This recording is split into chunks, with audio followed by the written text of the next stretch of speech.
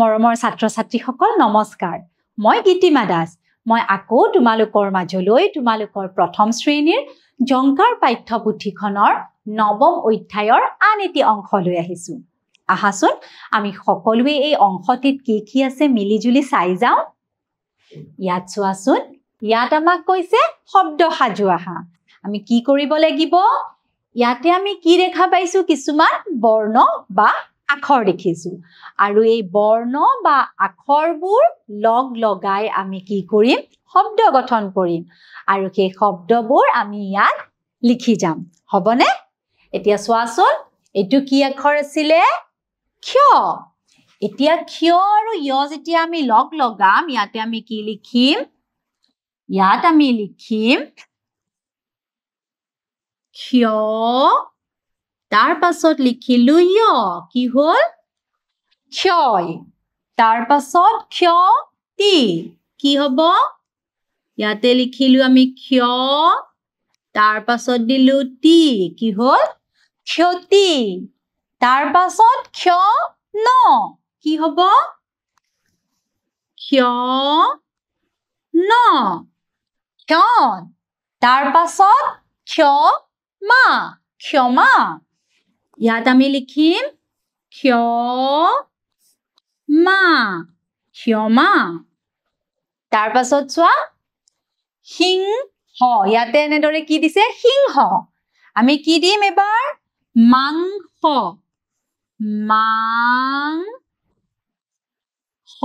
মাংস তাৰ পাছত কি আছে বংশ দিম আমি ইয়াত হবনে বংশ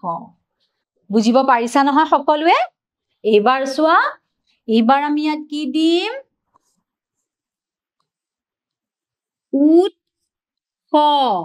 উৎস তাৰ পাছত এটা কি দিম উৎসৱ তাৰ পাছত কি দিব পাৰিম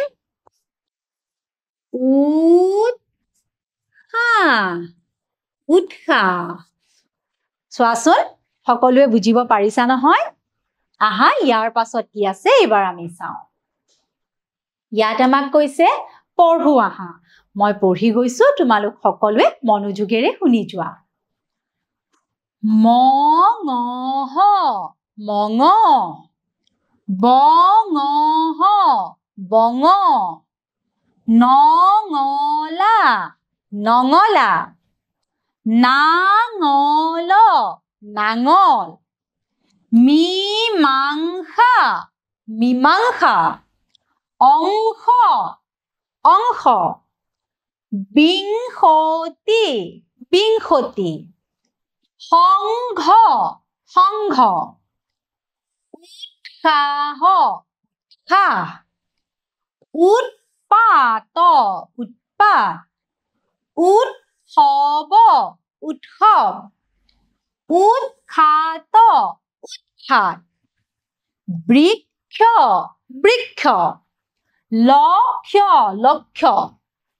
পক্ষ পক্ষ পাৰিবা নহয় সকলোৱে এনেদৰে পঢ়িবলে ইয়াৰ পাছত চোৱা কি আছে ইয়াত কৈছে ইয়াত আমাক দিয়া আছে বটবৃক্ষৰ তলত মুনিজনে জপ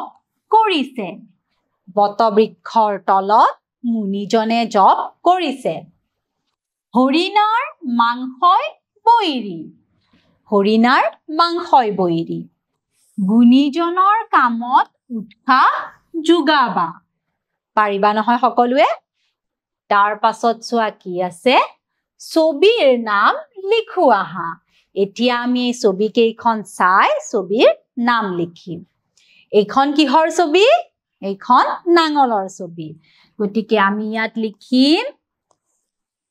না ন ল নাঙল হয়নে তাৰ পাছত চোৱা এয়া কিহৰ ছবি এয়া হল লং ল অনুস্বৰ লং তাৰ পাছত চোৱাচোন কি আছে এইবাৰ আমাক কৈছে পঢ়ো আহা এতিয়া আমি কি কৰিম এতিয়া আমি এইখিনি পঢ়ি যাম বৰজাৰত বিমান ঘাটি আছে বিমানেৰে কম সময়তে অহা যোৱা কৰিব পাৰি মাকৰ লগত বিমলা আৰু পুতুল আজি বৰজাৰলৈ যাব পাৰিবা নহয় তোমালোকে এনেদৰে পঢ়িবলৈ চোৱাচোন তাৰ পাছত কি আছে কওঁ আহা বিমলা আৰু পুতুল মাকৰ লগত কলৈ যাব বিমলা আৰু পুতুল মাকৰ লগত কলৈ যাব বিমলা আৰু পুতুল মাকৰ লগত বৰজাৰলৈ যাব